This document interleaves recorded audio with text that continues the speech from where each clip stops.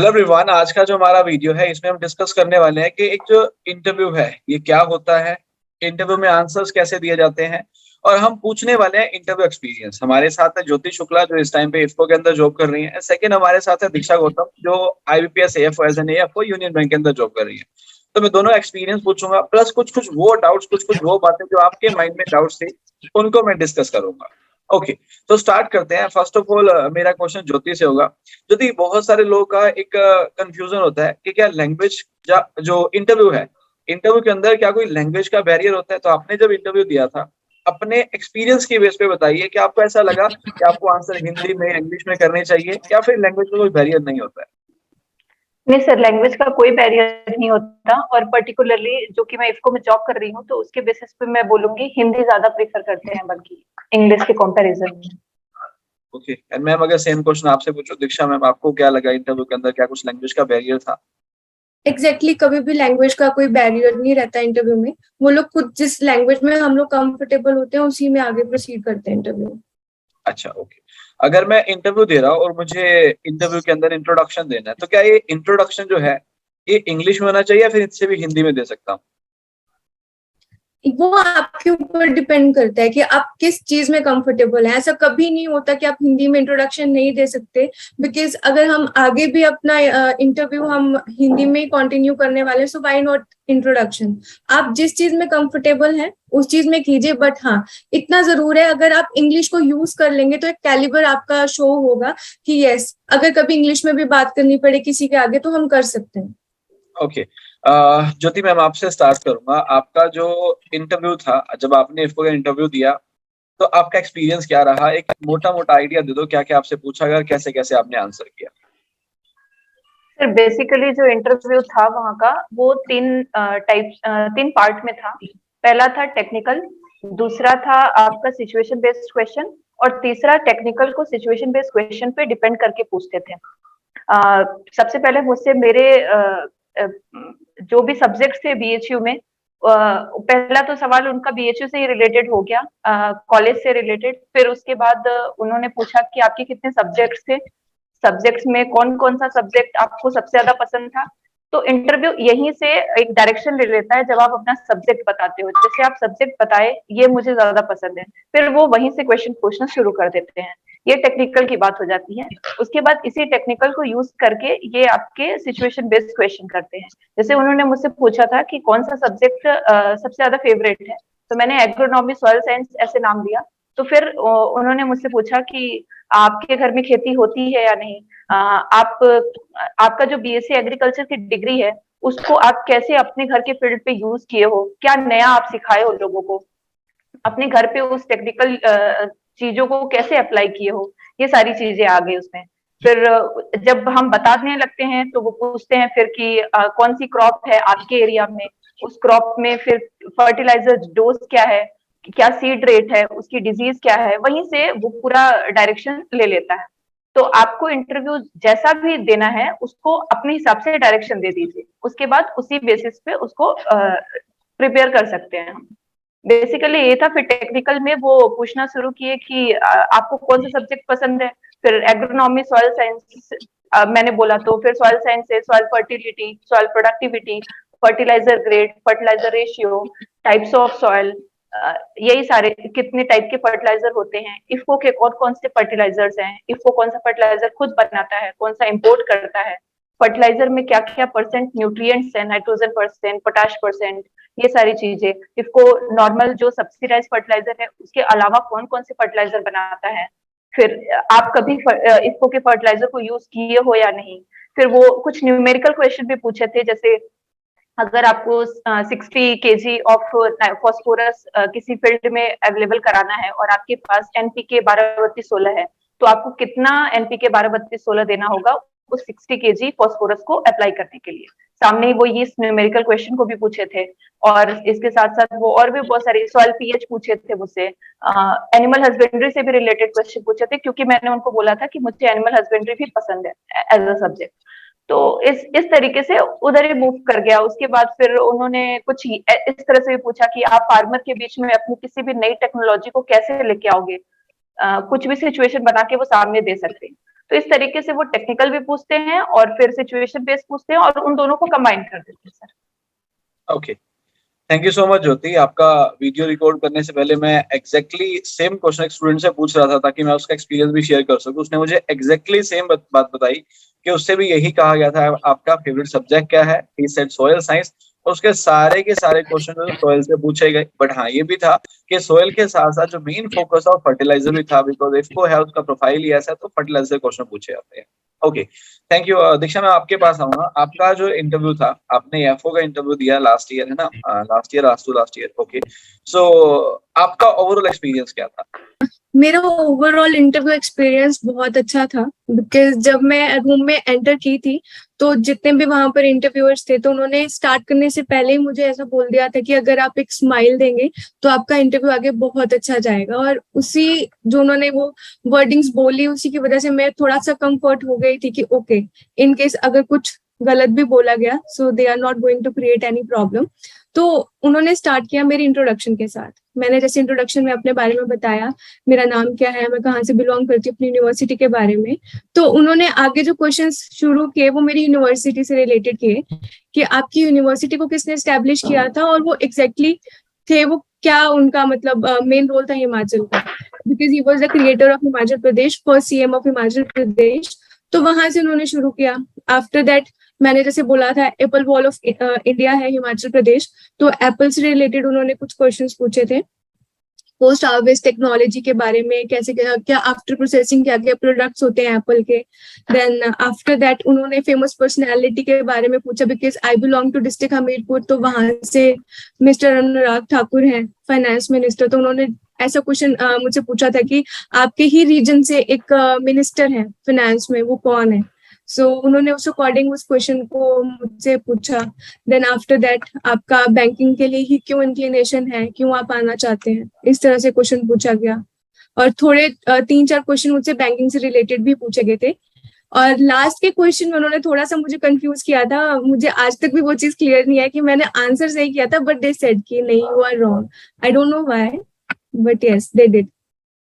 Okay, thank you so much. उसका simple सा reason है, अगर आपने सही आंसर किया और इंटरव्यू कह रहा है कि गलत है, तो they just want to check कि आप उनसे आर्ग्यू करते हैं या फिर एक्सेप्ट करके सीखने की कोशिश करते हैं कि let's say if I said कि आपका आंसर गलत है, यू आर नोइंग कि आपका आंसर सही है, तो इन दैट केस आपको एक्सेप्ट करना है कि yes I will take it, है ना? ठीक है, आगे मूव करेंगे। नेक्स्ट मेरा क्वेश्चन ज्योति से होगा। ज्योति, एज एन इफको एजीटी, अगर इफको एजीटी की बात करूंगा तो जो स्टैंडर्ड जॉब प्रोफाइल है, मतलब आप लोगों को जो जो काम करने पड़ते हैं उन कामों में क्या क्या काम होते हैं? सर बेसिक काम होता है मार्केटिंग का, लाइजनिंग बनाने का, और उससे रिलेटेड जो जितने भी नए प्रोडक्ट्स होते हैं उनके प्रमोशन के लिए बहुत सारे प्रमोशनल प्रोग्राम कंडक्ट करने होते हैं। इसके थ्रू हम फार्मर से डील करते हैं, रिटेलर से डील करते हैं, जितने भी गवर्नमेंट ऑफिशियल्स हैं उनसे डील करते हैं। मेनली यही काम होता है sir. Okay, thank you. Diksha ma'am, apart from IFFCO, अगर मैं एएफओ की बात करूंगा, बैंक की बात करूंगा, आजकल बैंकिंग इंडस्ट्री में बहुत सारी चीजें हैं जो चेंज हो रही हैं।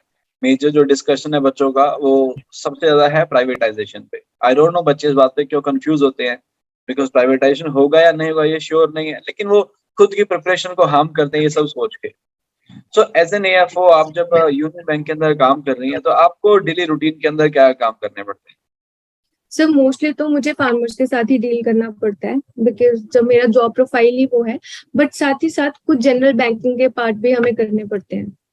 मोस्टली वी डील विद कि कोई फार्मर आ रहा है, उनकी लिमिट को रिवॉल्व करना, रिन्यू करना, न्यू क्लाइंट्स के साथ बात करना, फील्ड्स विजिट करना, ये सब काम रहता है डेली का। अच्छा, आपके एवरेज वर्किंग आवर्स कब से कब तक होते हैं एवरेज? एवरेज मोस्टली 10 o'clock से लेके 6:30 तक तो एवरेज रहता ही है। बट इन मतलब मैक्सिमम केसेस में कभी कभी ऐसा भी चला जाता है जब क्वार्टर एंडिंग का मंथ होता है हमारा, तो उस मंथ में 8 o'clock भी बच जाते हैं। ओके, एंड ज्योति मैम, आपके केस में क्या होता है working hours? 9 to 5:30। And it is fix, कुछ ऐसा है कि सीजन में कम ज्यादा हो जाएगा? सर जनरली 9 to 5:30, बहुत कम चांसेस हैं कि आगे आप बैठ सकते हो, नहीं तो 5:30। Okay, as an IFFCO AGT, आपको क्या लगता है अगर एक बच्चा इफको में सेलेक्ट होकर किसी और एग्जाम की प्रिपरेशन करना चाहता है तो क्या वो फर्दर स्टडीज इस जॉब के साथ साथ कंटिन्यू कर सकता है? सर अगर कोई चाहे तो कर सकता है, लेकिन अगर मैं बोलूँ टाइम निकालने की बात तो जब फील्ड में जो जॉब करते हैं उनके लिए थोड़ा-सा मुश्किल हो जाता है टाइम निकालना, क्योंकि ये मल्टीटास्किंग काम है। एक काम बस आपको नहीं मिलता है, बहुत सारे काम होते हैं, बहुत सारे कॉल अटेंड करने पड़ते हैं। चांसेस कम है क्योंकि आपका दिमाग बहुत जगह लगा रहता है उस time. Okay and Diksha ma'am, as an AF आपको क्या लगता है सेलेक्ट होने के बाद किसी और एग्जाम की तैयारी करनी है तो क्या ये पॉसिबल है? सर सेम जैसा मैम ने कहा कि अगर कोई चाहे तो कर सकता है, बट हम लोगों का यहाँ पे वर्क प्रेशर कुछ इस अकॉर्डिंग होता है कि हमें डेली का डेली कुछ रिपोर्टिंग्स देनी पड़ती है, हायर अथॉरिटी से बात करो, देन आगे जो उनके टारगेट्स होते हैं उनको अचीव करो। तो हमारा भी डेली का बस ऐसा रहता है कि माइंड को एक थोड़ी देर के लिए भी रिलैक्सेशन नहीं मिलता है। Okay thank you. आप दोनों ने एग्जाम क्वालिफाई किया था, एग्जाम से पहले दोनों ही केस में मेंस एग्जाम हुआ था, बाद में इंटरव्यू हुआ था। जनरली हर पेपर के अंदर होता है कि एग्जाम के जो मार्क्स हैं वो ज्यादा होते हैं, इंटरव्यू के मार्क्स कम होते हैं। तो ऐसा भी देखा जाता है कि बच्चा इंटरव्यू की तैयारी तभी करेगा जब उसका मेंस क्वालिफाई हो जाएगा। मैंने अक्सर लोगों से फीडबैक सुना है कि प्री की तैयारी तब करूंगा जब मेरा मेंस क्वालिफाई, प्री क्वालिफाई हो जाएगा तो मेंस की तैयारी करूंगा, और मेंस होगा तो इंटरव्यू करूंगा। What do you think both of you, है ना, कि इंटरव्यू की जो प्रिपरेशन है किस तरह की प्रिपरेशन होनी चाहिए, और उसकी जो स्टार्टिंग है क्या मुझे ये मेंस क्वालिफाई होने के बाद ही करनी चाहिए, या फिर कुछ ऐसी बातें भी हैं जिनको मेंस से पहले भी फोकस किया जा सकता है? फर्स्ट दीक्षा मैम। सर मेरे केस में तो ऐसी बात है कि मैं जब एएफओ की प्रिपरेशन कर रही थी तो मैंने डे वन से सोचा था कि मैं मेंस के पार्ट को एक दिन के लिए भी स्किप नहीं करूंगी। वाई? बिकॉज अगर हम एक दिन के लिए भी स्किप करते हैं तो हमें चीजें भूलना शुरू हो जाती हैं। तो मैंने इसी प्री के साथ साथ मैंने मेंस को रखा कंटिन्यू, मैंने लास्ट डे तक भी मेंस की प्रिपरेशन की है। और हाँ, साथ ही साथ इंटरव्यू एक बहुत मेजर टर्निंग पॉइंट होता है सिलेक्शन करवाने के लिए। अगर हमारा इंटरव्यू भी अच्छा नहीं जाएगा तो जो मेंस के अच्छे मार्क्स लिए उनकी भी कोई वैल्यू नहीं रह जाती है। दोनों को हमें इक्वली लेके चलना पड़ता है। अकॉर्डिंग टू मी तीनों पार्ट्स इक्वल हैं, तीनों में अच्छा परफॉर्म करेंगे तभी हमारे सिलेक्शन के हायर चांसेस बनते हैं। ओके एंड ज्योति मैम, आपको क्या लगता है इंटरव्यू इंटरव्यू कितना इंपॉर्टेंट है और किस तरह से हमें तैयारी करनी चाहिए? इंटरव्यू इम्पोर्टेंट इक्वली है, लेकिन हमको इंटरव्यू पे बहुत ज्यादा टाइम देने की जरूरत होती नहीं है, वो तो लास्ट में जरूरत होती है। हम लास्ट के 10-15 दिन में भी इंटरव्यू की बहुत अच्छी प्रिपरेशन कर सकते हैं, क्योंकि बेसिकली उसमें हमारे बेस से रिलेटेड चीजें ही पूछी जाती हैं।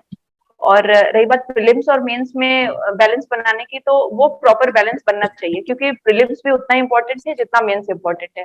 हम किसी भी चीज को ज्यादा इग्नोर नहीं कर सकते और दोनों को साथ लेके ही चलना चाहिए, एक को भी हम साइड नहीं कर सकते। ओके एक क्वेश्चन पूछ रहा हूँ मैं, मे बी आप दोनों के लिए गलत क्वेश्चन हो सकता है, बट इस वीडियो को जो लोग देखने वाले हैं उनके लिए क्वेश्चन बहुत सही है, बिकॉज वो इफ्को की तैयारी कर रहे हैं, उनका इंटरव्यू है और एएफओ में भी जाने वाले हैं। तो बच्चे के माइंड में जनरली क्वेश्चन रहता है कि अगर मुझे इफ्को मिल गया तो क्या मुझे ज्वाइन करना चाहिए, या फिर मुझे एएफओ में जाना चाहिए, या फिर एएफओ की बजाय मुझे इफ्को में ही रहना चाहिए। तो मैं ये नहीं बोलूंगा कौन सा बेटर है, मैं इफ्को और एएफओ कंपेयर नहीं करता। पहले ज्योति से पूछता हूँ, एज एन एएफओ एचजीटी, अगर आपको कोई और जॉब मिलती है लेट्स से एफसीआई के अंदर, सीडब्ल्यूसी के अंदर, जहां कंपैरेटिवली सैलरी 5 और 10% ज्यादा है, आप स्विच करना चाहेंगे? इफ यस और नो देन व्हाई? सर सबकी प्रायोरिटी अलग अलग होती है, किसी को करियर इंपॉर्टेंट होता है, किसी को फैमिली, किसी को कुछ। आप अपने सुविधा के अनुसार उस पर स्विच करेंगे। अगर पर्सनली मुझसे पूछा जाए तो मेरे लिए करियर तो इम्पोर्टेंट था, बट साथ ही फैमिली भी इम्पोर्टेंट है। और सर दूसरी जॉब जिसमें बहुत ट्रांसफर मिलेंगे वो मुझे सूट नहीं करता, इसलिए मेरा जैसा कि एफओ में हुआ भी था, तो मैंने दीक्षा मैम से भी एडवाइस लिया था इसीलिए, और मैंने छोड़ा भी इसीलिए क्योंकि उसमें ट्रांसफर होते हैं। बाकी कोई प्रॉब्लम नहीं है, दोनों ही जॉब बहुत अच्छे हैं, बट आप डिसाइड करो कि आपको उसके आगे के जो भी कॉन्सिक्वेंसेस होंगे ट्रांसफर से रिलेटेड या फिर एक जगह रहने से रिलेटेड, तो वो कॉन्सिक्वेंसेस आप ही को फेस करने पड़ेंगे। तो वो सोच करके हमको डिसीजन लेना चाहिए। तो दोनों के अपने प्रोस कॉन्स हैं, वो हम देख के ही डिसाइड करेंगे। तो सर आप मुझे अगर चांस मिले, अगर आज के डेट में कि हाँ कोई जॉब मिल रही है और उसमें सैलरी ज्यादा है, और मैं लेकिन जाना नहीं चाहूंगी सर, क्योंकि मुझे ये लगता है ये मेरी एक फिक्स जॉब है, इसमें मुझे ज्यादा ट्रांसफर नहीं मिलेंगे, सैलरी बहुत हैंडसम है, और जॉब प्रोफाइल भी काफी अच्छी है, फार्मर से डील करने को मिलता है, काफी रेपुटेड जॉब है, तो मैं छोड़ना नहीं चाहूंगी बिल्कुल। इसलिए सर पढ़ती हूँ, पर तैयारी भी बहुत ज्यादा नहीं दूसरे चीज की करती हूँ, क्योंकि ठीक लगता है मुझे। I am quite satisfied with my job. ठीक है, मैं दीक्षा मैम के पास जाने से पहले सब व्यूअर्स को बता दूंगा कि ये जो आंसर है फीमेल ने किया हुआ है। मेल के केस में आंसर वेरी कर सकता है, जैसा कि मैम ने पहले ही बोला, अपने अपने प्रेफरेंसेस है। प्रेफरेंसेस के साथ साथ ऑर्गेनाइजेशन के अंदर थोड़ा थोड़ा स्ट्रक्चर भी चेंज हो जाता है। मैम के पास आता हूँ। मैम एज एन एफ आपको क्या लगता है, अगर आपको CWC, FCI, नाबार्ड मतलब कहीं पे भी कंपैरेटिवली बेटर सैलरी मिलेगी तो क्या आप जॉब स्विच करना चाहेंगे? सर देखो, अभी इस टाइम जिस जॉब प्रोफेशन में मैं हूँ, नो डाउट वहाँ पे वर्क प्रेशर है, ट्रांसफर्स भी बहुत ज्यादा है, बट हाँ, अगर हम करियर वाइज देखें तो ग्रोथ भी बहुत ज्यादा अच्छी है। अगर हम फास्ट ट्रैक में प्रमोशंस लेते हैं तो हम लोग काफी आगे तक जा सकते हैं और सैलरी काफी ज्यादा आगे बढ़ जाती है। और आजकल तो पे स्केल में भी बहुत ज्यादा चेंजेस आ रहे हैं, तो काम तो होता ही है, बट साथ साथ हम लोगों को वो सेटिस्फेक्शन भी मिल जाती है कि okay, if we are doing this much work तो हमें उस अकॉर्डिंग अलाउंसेस और सैलरी पैकेज भी बहुत अच्छा मिलता है। So it depend on everyone. Gents के केस में मोस्टली ऐसा होता है कि वो अपनी बैंकिंग लाइफ से सेटिस्फाइड होते हैं कि ओके ठीक है, उनको फैमिली के साथ वो लेके जा सकते हैं, शिफ्ट कर सकते हैं। बट हाँ, लड़कियों के केस में थोड़ा सा इस चीज में एक नेगेटिव पॉइंट रहता है कि थोड़ा सा फैमिली के लेके अगर वो प्रमोशन लेना चाहते हैं तो थोड़ा सा कई कई बार उनको सेक्रीफाइस करना पड़ता है। बट हाँ, प्रोफेशन अच्छा है, बुरा नहीं है, सैलरी अच्छी है। Thank you so much. एक लास्ट क्वेश्चन दोनों से फिर से पूछना चाहूंगा। उस पर्सन के लिए मैसेज दे दो जिस वीडियो को देख के प्रिपेयर करने वाला है और आफ्टर टाइम इंटरव्यू देने वाला है, उसे इस टाइम पे किन किन बातों का ध्यान रखना चाहिए ज्योति मैम? सबसे इम्पोर्टेंट बात है कि हमको किसी भी हाल में जॉब चाहिए। अभी ये हम डिसाइड नहीं कर सकते कि मुझे इसमें जाना है, इसमें नहीं जाना है। सबसे पहले जॉब चाहिए, तो कैसे भी चाहिए। दूसरा, जॉब के प्रिपरेशन के समय हम ज्यादा मैटर्स पे ना भागे, हम एक फिक्स्ड अपना नोट्स रखें, उसी को मल्टीपल टाइम्स रिवीजन करें और खुद पर भरोसा रखें। किसी की भी बात में नहीं आना है, भरोसा रखें, हमसे हो जाएगा, बस। Thank you. Diksha ma'am?